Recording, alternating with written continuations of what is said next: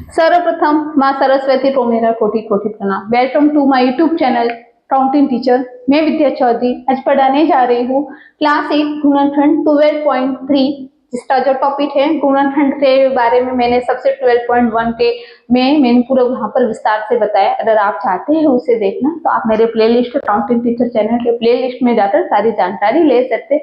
और जो मैंने ऑल जो क्वेश्चंस हैं वहाँ पर मैंने प्लेलिस्ट में डाल के रखे, अगर आप उसे वहाँ पर जाकर अगर आपको चाहिए कि आप उसे सॉल्व करना चाहते हैं तो आप वहाँ जाकर उसे देख सकते हैं। तो आज हम चलते हैं अपने 5 या 6 वाले क्वेश्चन पर। अब ये प्रश्नावली एंड होने जा रही है। बड़ी खुशी की बात है कि आप सभी बच्चे 12.1, 2, 3 के बारे में बहुत अच्छी तरह से समझ रहे होंगे। और फिर भी डाउट हो तो प्लीज मुझे बताना। अगर आपके मन में डाउट रहा, मैं एक बात आपको समझा देना चाहती हूँ और बता भी देना, अगर आपके मन में डाउट रहा तो वो गलती मेरी होगी, वो आपकी नहीं होगी, क्योंकि शायद मेरे समझाने में कहीं कमी रही होगी तभी आपको कुछ डाउट रहा होगा। तो डाउट ना रखे जब खुलकर बात करें। हाँ, हालांकि आप उससे बात नहीं कर सकते पर लिख तो सकते, तो खुलकर लिखे तभी मुझे समझ में आएगा कि हर बच्चे को कहाँ तक समझ में आता है, किस लेवल तक समझ में आता है, और बेहतरीन तरीका में सीखूंगी और आपको सिखाऊंगी। तो चलो चलते हैं। यहाँ पर हमने क्वेश्चंस लिख दिया है, फिर क्वेश्चंस को मैंने दोबारा लिख दिया, पहले ही लिख के रख दिया जिससे कि आपका टाइम वेस्ट ना हो। फिर हमने यहाँ पर सर्व समीकरण ली है, जो सर्व समीकरण जो कि हमारे क्वेश्चन से कुछ मिलती जुलती है, a square minus b square, जो कि कुछ इस तरह है। और अगर इसे खोला जाए तो a प्लस बी और a माइनस बी। देखो 9 और 16 ये किस संख्या का वर्गमूल तो आप समझते हैं, जैसे 2 का 4, 3 का 9, 4 का 16, ये सब सारी संख्याएं के वर्गमूल होते हैं। मतलब 25 जो है वो किस संख्या का वर्गमूल है? 5 का। 16 किसका है? 4 का। 9 किसका है? 3 का। और 4 किसका है? 2 का। ये क्या मतलब संख्याओं के, जिस तरह हम पहाड़े याद करते हैं ठीक इसी तरह 2 का 4, 3 का 9, 4 का 16, 5 का 25, 6 का 37, 7 का 49, 8 का 64, 9 का 81, 10 का 100, 1100, 11 का 180, 12 का 144, इस तरह याद होते हैं। तो इसे भी कम से कम 10 तक तो याद कर ही लिया करें, जिससे कि आपके टाइम की बचत होती है। तो हमें क्या करना है, अब यहाँ पर जो ये है तो हमने यहाँ सरल रूप लिखा, तो क्या हम 9x स्क्वायर को क्या हम 3x स्क्वायर लिख सकते हैं? क्योंकि हमें पता है कि 3x को 3x से गुना करें तो हमारा आंसर 9x स्क्वायर आ सकता। तो 9x स्क्वायर की जगह हम 3x स्क्वायर लिख सकते हैं। तो हाँ, बिल्कुल हम लिख सकते हैं। ठीक इसी तरह 16y स्क्वायर की जगह हम 4y स्क्वायर लिख सकते हैं। तो हाँ, हम लिख सकते हैं। जहां हमें a प्राप्त हुआ है, जहां a और b में आपको लिख दूं, जहां a और b, जहां हमारा a जो है हमें 3x मिला है और b हमारा जो है 4y। अब यहां लिखना है सर्व समीकरण अनुसार मान रखने पर, सर्व समीकरण अनुसार मान रखने पर। तो जब ये सर्व समीकरण हम सॉल्व करते हैं तो हमें एक प्लस में और एक माइनस में होता है।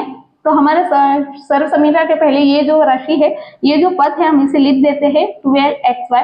फिर हमें क्या करना है, इसको हम सॉल्व करने जा रहे हैं जहां हमारे a है, और तो एक इसे पृष्ठक बना देते हैं, एक प्लस में होगा और एक माइनस में होगा। तो a वाली राशि हमारे क्या है 3x और b क्या है हमारा 4y। ये तो हो गया प्लस वाले, देखो ये इससे मिलता जुलता है। फिर हमें 3x माइनस 4y, या उठे यहाँ तक समझ में आ गया। तो अभी हमें क्या करना है, देखो 3x प्लस 4y बिल्कुल मिल गया है। एक जादू सा हो गया ना, मैंने कहा था ना जादू कर दूंगी और आंसर हमें अपने आप तो क्या हमें मेहनत करनी पड़ेगी। तो मानो एक जादू सा हो गया। जादू कब हुआ? जादू कब होता है? जादू नहीं होता, मेहनत होती है। अगर हमने सर्व समीकरण नहीं खोली होती, अगर हमने सर्व समीकरण को सॉल्व ही नहीं किया होता तो शायद जादू नहीं होता। लोग कहते हैं कि उसकी किस्मत अच्छी थी, मानो से जादू हो गया, पर मैं नहीं मानती। मैं चीजों को नहीं मानती, किस्मत जादू सब कुछ नहीं, सब मेहनत का खेल होता है, सब डिफरेंट प्रैक्टिस पे होता है। किसी चीज को आप बार बार ट्राई करो, मैं दावे के साथ में कह सकती हूँ आप सक्सेसफुल होते हैं। तो चलो हम चलते हैं। हम यहाँ पर भाग देने पर, तो बस मेहनत पे भरोसा करना, कभी भी अपनी किस्मत पर मत करना। सब कुछ हाथों की लकीरों पे नहीं होता, कुछ बातें मेहनत से होती है। ओके, तो फिर हमें यहाँ पर क्या करना है, सबसे बड़ी चीज, मैं बहुत बार मेरा आंसर रॉन्ग भी होता था, शायद आपका भी होता होगा, सबसे बड़ी एक्स वाई का बहुत ध्यान रखा करो, प्लस माइनस का भी बहुत ध्यान रखा करो, जो संख्याएं आप लिखते हो उसका भी ध्यान रखा करो। मुझे बड़ा दुख होता है कि कभी कभी मेरी जो संख्याएं कभी छूट जाती है, बड़ा दुख होता है कि पूरी विधि कटती और जब आंसर नहीं मिलता। तो प्लीज आप इस चीज का ध्यान रखें, मैं मुझसे जो गलती हुई वो आप ना करें, और आप तो हारे ही नहीं, आप जीते ही जीते। तो हमें जो है 4xy को हमने यहाँ लिखा और उसके साथ में 3x प्लस 4y। ओके, यहाँ तक हमने सॉल्व कर दिया है। फिर हमारे सर्व समीकरण जब हमने सॉल्व किया था, हमें जो राशि जो प्राप्त हुई थी वो कुछ इस तरह है। तो हम इसे इस तरह यहाँ लिख देते हैं 12xy 3x plus 4y 3x minus 4y। तो यहाँ हमें देखना है 3x प्लस 4y, ये हो गया। यहाँ क्या है 4xy, xy को xy से काट दो, और 4 के टेबल में 12 आता है 3 बार। ये कैसे किया मैं आपको बता दूं, बहुत सारे बच्चों को समझ में नहीं आया होगा, तो मैं जल्दी से देखो, यहाँ 4 था और ऊपर 12 था, मतलब मैंने यहाँ पर बांट दिया है, मतलब मैंने यहाँ पर क्या किया है, बांट दिया है। तो ये अब आपके मन में डाउट नहीं रहेगा, तो ये 3 का है। अब जो देखो यहाँ तो कुछ बचा ही नहीं है, पूरे देखो क्रॉस होते हैं। अब जो बचा है उसे हम लिख देते हैं 3x माइनस 4y।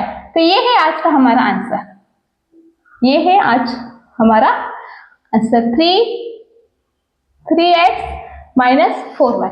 तो आज का वीडियो अगर पसंद आया हो तो लाइक करें, शेयर करें, सब्सक्राइब करें। मिलते हैं अगले वीडियो में, तब तक वंदे मातरम।